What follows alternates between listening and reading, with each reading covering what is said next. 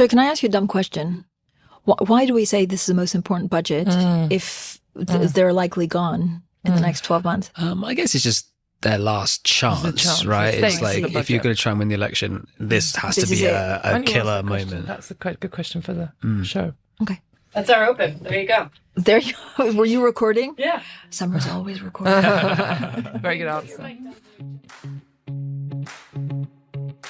Welcome to In the City, Bloomberg's podcast connecting you to the conversations and the stories shaping the world of finance. This week, we have UK government reporter Joe Mays to run us through Bloomberg's budget game, an interactive game that will help us explore the different options available for the Tories and think about how Jeremy Hunt's choices could shape the election. Squeeze public spending. You can't do that.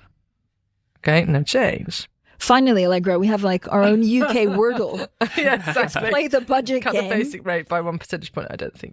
So Joe Mays put together this new change. game called Can You Make Better Decisions as Chancellor than Jeremy Hunt? And we've all played it. And it's quite fun. Well, I'm playing it right now. All right, Allegra's Sorry, drawing up carry her on. budget as we speak. Carry As we speak, the on. budget's being drawn I was up. actually stumped on the third question. So what I love is basically, you're trying to navigate this tricky situation. So you need to not crash the economy, but you also need to not lose the election. So this is from a Tory perspective, Joe. Yes, I mean, your idea is to come up with a package of tax cuts effectively that will woo voters, but don't go too far to the point where you end up breaking your fiscal rules, frustrating markets, and triggering a 2022 mini budget episode all over again. So you have to find the right balance between kind of political risk taking, economic risk taking, and you can, if you do it, you can get to a successful outcome in the game, as you see. But it's tricky. The path to winning is narrow. How many outcomes are there? There are 64 different ways of playing the game. So and only about 4 of them can you win. So you have to be careful. Have you won? Yes, I know how to win the game. But, Have you told Hunt? I was going to say, has Jeremy Hunt played the game? I'm on to his advisors as we speak. I want to see how he does. I don't know whether the time for games is now. Adrian, welcome to the podcast. Do you want to play the game? He's doing So the first one is basically, so the first big decision, will you squeeze public spending to give yourself more money for tax cuts, or do you want to stick with current spending plans? I would stick with current spending plans. I think squeezing public spending is not probably the right way forward for political and economic reasons, actually. I mean, we included that choice because Jeremy Hunt is considering doing that. So people inside the Treasury say we've had to look at the public spending assumption because if we don't, we really have so little room to manoeuvre to offer these giveaways. So that is a realistic choice. But you're right to say that there's also an awareness in the Treasury that it would be politically dangerous to do that because you could be accused of austerity once more, and that's not a headline you want. So, yeah. But it's interesting as well because if you think about sort of different seasons of Jeremy Hunt, about a year ago he was very much in do nothing, be very, very conservative, small c, and then after the fiscal event at the back end of last year, and the mood changed and the briefing changed, and it was we are now a tax cutting government, and now I think they're sort of having to follow through on that, and they were able to do it last November because the numbers worked, and now you're in a different economic context, and I think he'd probably quite like to go back to being the Jeremy Hunt of a year ago. But in terms of expectations management, they made a big mistake, didn't they? Yes, I think they let us think that this was going to be the big pre-election tax-cutting budget, and that expectation had built, as you say, but then they've turned around and the OBR have gone, well, you've only got £13 billion, you're near a historic low, how are you going to do that? And they've had to row it back slightly with those expectations. If I play 10 times, will I win? I think you'll find the victory path soon enough. What's the hardest question on here? The hardest question. Well, the final question you have to answer is around fuel duty.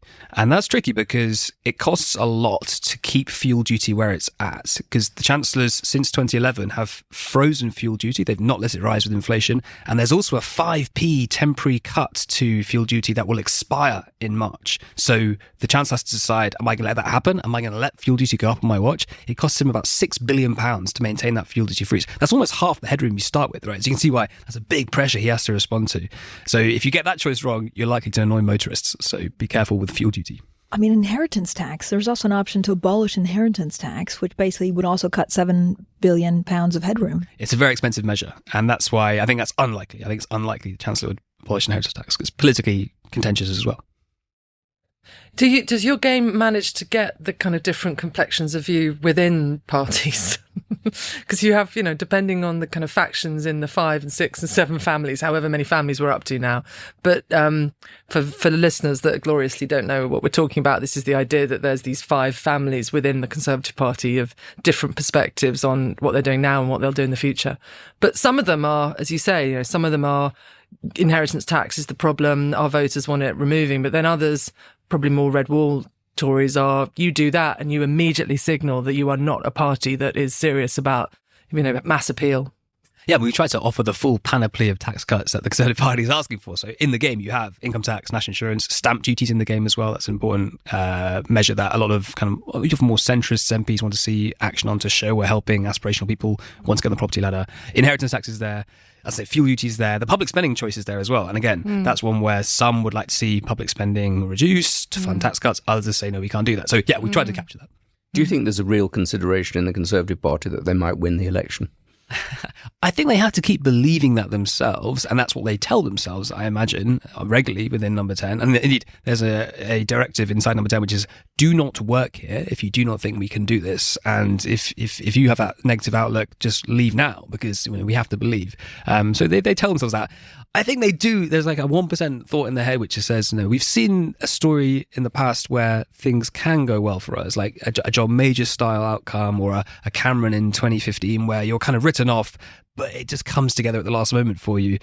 They're still on the kind of bell curve of probability. That outcome exists, maybe very much in the tail, but it does exist.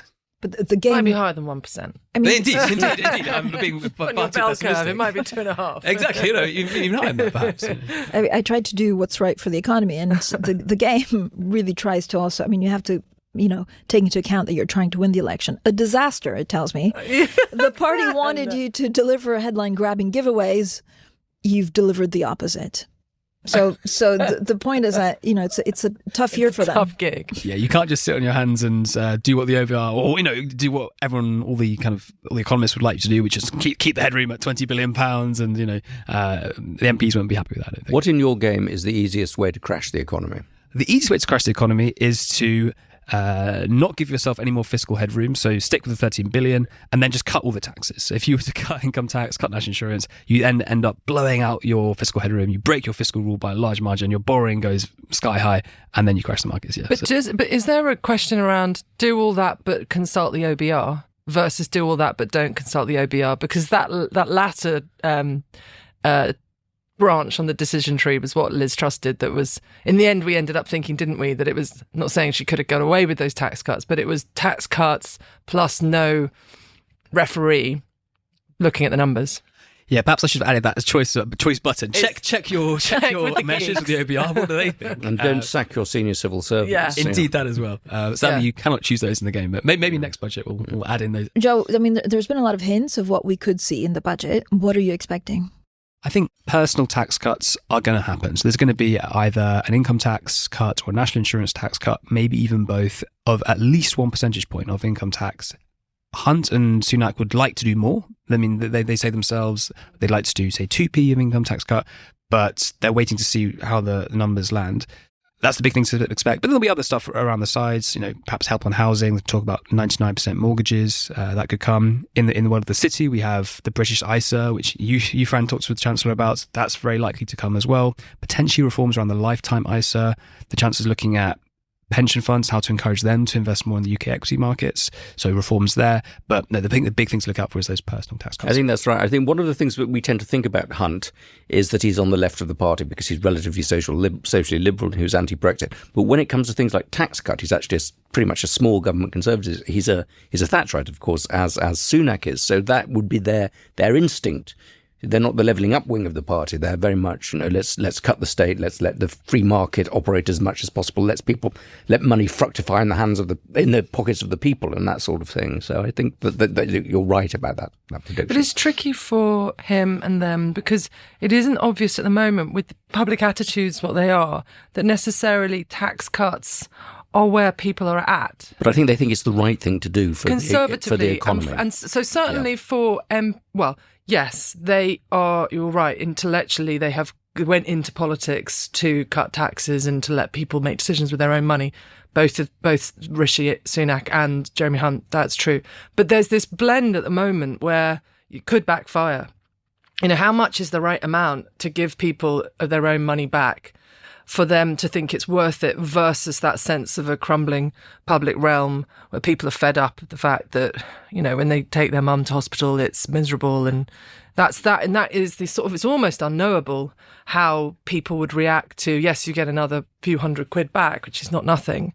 But, the opinion polls are consistently showing, rather than a couple that are manipulated, they're consistently showing people are quite aware of the tax cuts. Yes, you give us a tax cut versus firstly, versus what's the trade-off. But the other thing that I think people are quite sophisticated about is this idea of the sandwich. So you get, yes, this might be that moment of tax cutting, but you put it up massively the other day, and there's other things that are coming up in the years ahead. So there's a sense of the kind of electorate is very sophisticated around what's being done to them. But is there a sense that if they don't get tax cuts, they will be confident that the NHS might be better or their local services might be better? I don't think there's that either. No. Agree. But who's the budget for? I mean, well, is exactly. it to keep the Tories for the party together, Yeah. right? Especially if they have an election after the Conservative Party conference, or is it actually appealing to new voters, Joe? I think the overriding thought for the Prime Minister and the Chancellor is this budget is to help us win the election. It's kind of as simple as that. So it's targeted at voters, I think. And I think the reason why personal tax cuts are so attractive is because they want to set up an election campaign that is fought on the dividing line that they want, which is we're a tax cutting party and Labour are not. Labour will put up your taxes, we're the ones who've been cutting them. And that they think that is the best strategy they have, make the entire election around that kind of narrative. And that's why the abolition of the non-dom tax status is now also being considered, because they know that by doing that, that also spikes Labour's guns, because Labour have various spending commitments that are attached to using the revenue that you'd raise from a non-dom tax status abolition. But if the Conservatives have already done that, then Labour will have to find some new measure to raise the funds to pay for all those spending commitments. That's exactly what the Tories want. The Tories want this non-dom money is going to pay for an enormous amount of stuff. There's not actually that much. And now, if they don't even have that non-dom money, oh my gosh, where's it going to come from? So I think we have to view it through that election lens. It's also interesting if they do that, because that's traditionally been seen in British politics as the way you would signify that you are for the many, not the few, and so on. Which would be hitherto, I think the Conservative Party has said, well, we don't have to signify that, we assert it. But I think if they feel that actually, fundamentally, there aren't many pots of money that they can go for, that's part of the problem, isn't it? That it's, I'm going to play your game with interest, but there aren't actually, are there? There isn't sort of lots of kind of hidden cupboards with bags of gold in. No, exactly. And there aren't also that many pots of public sentiment they can go for. Nobody's really going to vote for the Conservative Party because they think it's going to give them better national health services compared with the Labour Party. So they should stick to the tax cuts. Is that right, Adrian? Or, certainly on the Conservative side, you hear a lot saying, look, there's a lot of undecided voters. And when you're on that ballot on your own, in that cubicle, what do you think about? I mean, do you think about inflation, like, the food prices? Do you think, you actually probably think about your household and your personal situation, right? Rather than, the Tories have messed it up for the last 13 years. It's a blend, isn't it? That's the thing. It's a blend. People stand in that ballot box and they make decisions based on family and their identity and, the kind of person they think they are. So it's not always homo economicus, is it? But what have they got to offer? Can they offer vote Conservative because we don't crash the economy like the Labour people? That one's gone. So there's really very little that they can say is distinctively Conservative. I mean, we've heard it before, but it's finished the job. So it's, if you think that inflation's coming down and you like that, and you like the fact that, food prices don't feel so kind of strangulating and all of that, then, why would you switch right now? And now, that's an argument. The opposing argument is, yes, but in the eyes of some people, who caused that? But don't switch horses in midstream. It's a bit difficult if you've been in power for 13 years. Yes. It's a very, Yeah, and the polls are so far apart. Joe, what would make a difference? Are there undecided voters? There are undecided voters, yes, and how they break is obviously a key question for the election. But I think even then, when they do these large polls using sophisticated techniques, and they say, imagine if all the undecideds broke for the Conservatives, even then those polls still show Labour winning a majority. So, I mean, that's one hope the Conservative Party have. It shows how tough the task is for them. I just say that the danger of the stick to the plan narrative is that you risk going into an election being the party not offering change, and that is dangerous. And but even then, they still think that it's probably our best approach we have, just given how much we're buying into it. I mean, notice Rishi Sunak tried the change narrative at the Conservative Party conference, remember? But that got very quickly junked because they realised it's so hard to kind of almost with a straight face make that claim, given that, like you say, Adrian, we have been in power for so long. Okay, let's go back to the old narrative of stick to the plan, Labour are dangerous, we're the safe guys. What would be in a Labour budget? I mean, that's a very good question. That's a very difficult question. That on school fees. And then everything else is tough. I mean, because at the moment, so much of Labour's position is our economic stance is the same as the Conservative Party, because they don't want that divide, because they know that the Tories always exploit that. And Rachel Reeves, when you ask her, always says, well, we have to see what the fiscal situation is come that time. But, if they were to win power, they'd have to address all the public service situation that we have. They'd likely have to raise some taxes, you'd have thought, to fund increasing investment in public services. But the Rachel Reeves would never say that at this point because they don't want to give Tories ammunition for the election. So, very hard to say what would be in the Labour budget. You could argue that there's nothing that you can really do without doing something radical to change the calculus of this country. And one of the radical things you can do is to start to charge people for using the NHS, or at least fine them if they don't turn up for their appointments. Open that thing, and that might happen under Labour. It couldn't happen under the Conservatives, I think, because of the dynamics of politics. But you could see something very interesting coming from Labour in order to just shake us out of this inertia that we have at the moment. Yeah, and Wes Streeting, who's their health spokesperson, does talk in innovative and different ways.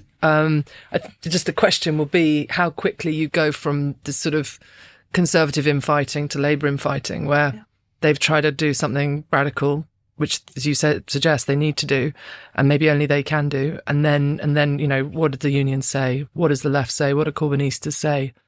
But I can't see anything that can shake us out of this situation of deteriorating public services and marginal You're right, unless taxes without something really radical. There's like a new that. income. Joe, I mean, NHS, is that a linchpin? I mean, how many votes does that give you or lose you? Well, I think if you're the Labour Party, I remember Pat McFadden, who's the national campaign coordinator, he always says, we are the party who are known to be of the heart, but we always have to convince voters that we are the party of the mind in terms of we will make the right decisions. The public know that we are the party of the NHS in our hearts, but can they trust us to make the right economic decisions such we have the funds for the NHS? So we should never do anything that risks our perception on the economy. And that's why we've seen this caution from the Labour Party on their economic stance. But Adrian, you ask, what could be done to radically shape things up? I mean, Labour almost had an answer to that when they had their £28 billion Green Prosperity Plan, which was, their flagship economic stance for a long time. Because, Keir Starmer publicly says our mission is to have the highest growth rate in the G7. And they had a policy which could have been the answer to that in terms of let's do a Joe Biden style massive investment. Green money tree. Indeed, it's kind of modern monetary economics and so on. But, there are advocates of that who say, okay, yes, there's lots of borrowing, but it could significantly increase the growth rate of the country such that it pays for itself in the future. I mean, that was why the policy was, deemed plausible in the first place. But they've obviously since rode back on that, right? So again, because we're now in this election-focused period where they were getting so hammered over it, they've had to pull back. But would that come back perhaps? Might they, perhaps if they were to empower, actually, oh yes, we are going to go a bit further on green spending, who knows? But, you talk about radical... In a world of much lower interest rates. Yes, exactly. And it also depends on the size of the victory. So if it's a whomping landslide, then, potentially, I mean, there's all sorts of things we can talk about at that stage. But in a world where it's a smaller number and everybody's grumpy and fighting, and you can't be certain how long that parliament would last, I think they have to be really cautious. Exactly. And I think just one final thing from which is that I think Keir Starmer has benefited so far from the fact that the party can see that it's perhaps headed for power, and that creates discipline. So those on the left of the party are kind of keeping quiet. Really striking they can see how quiet they are. But as you say, Allegra, if you're suddenly in power, that discipline might disappear, and suddenly the left of the party are very vocal again. And we could saying, see, what's the point of this? Exactly. This is our moment. Yeah. Although Tony Blair did keep the party under discipline for quite some time. I mean, it's not just that once you taste power, there's a certain pleasure in that, I think, particularly if you've been out of power for a long time. Perfect way to end it.